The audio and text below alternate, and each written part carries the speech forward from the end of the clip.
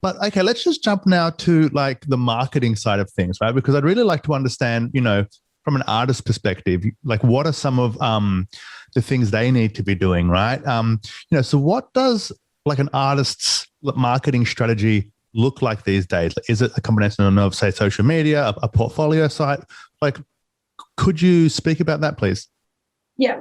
So I think, and you would know that yourself from having a podcast as well, it all depends on really which audiences you want to be seen by and what story you want to tell and what reputation you want to build. So they all are building quite a separate reputation. You have many more tools that you used to have. Social media is very important in terms of access to audiences, access to potential partners and buyers as well. In reality, as we all know, nothing beats a New York Times article. Like the mainstream press is still incredibly relevant. Yes. And you can have all the social media following in the world. If you're not backed by people from your sector, there's going to be a stop at some point from how much you can do from that. I think like all other agents, and maybe that's the reason I've lost my voice, but you spend your life generally just meeting people, making sure the right stories are heard at the right time by the right journalists, making sure that therefore they will be pitched to those people, the story will be written in the way you want it to be written, and that the artist will therefore start having more credibility. I think I always think, how can we give them credibility, visibility, and revenue? Marketing is sitting between credibility and visibility. You want to enlarge the audiences, but you also want everyone at the top to take them seriously, and you need both. I think it's positive because when I started, social media was very poorly seen. Anything that was large audiences was actually poorly seen. It was seen as cheapen your brand, and speaking to the masses was obviously the very wrong idea, which was still one of the few sectors where you could say that openly without looking discriminatory. And I think obviously now they've realized this was a terrible mistake, which it is. And I think it's already perceived as like you have to do this more, but there's still a form of snobism on, if you have to look like you work hard at it, you will still be looked down at from a sector where ultimately most people don't have to look at, well, they don't have to look, they work hard at all, because most of them don't have to work very hard. So there's still a difference of background between the guys who have to really hustle and craft and the guys who don't have to do that. And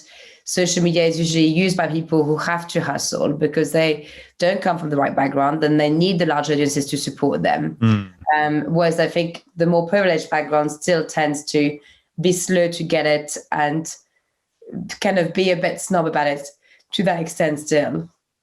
And I think, the focus, I think, for this podcast is more people that are self-made and that like haven't come from, I guess, as a privileged background and have to go through the hard path, the hard kind of hustle path. And so from that perspective, you talk about hustle and you talk about, to get the audience large enough so the agencies actually care about you, because now they've understood that actually that following actually has a lot of relevance these days, depending on how big it is. But there's also the thing where you can't be seen to be pushing too hard, because then that would devalue you, right? Like if you're trying to push it too hard. So how do you balance that? I don't know, because I've always been keen as a bunny and tried way too hard. And I'm sure it's been judged upon.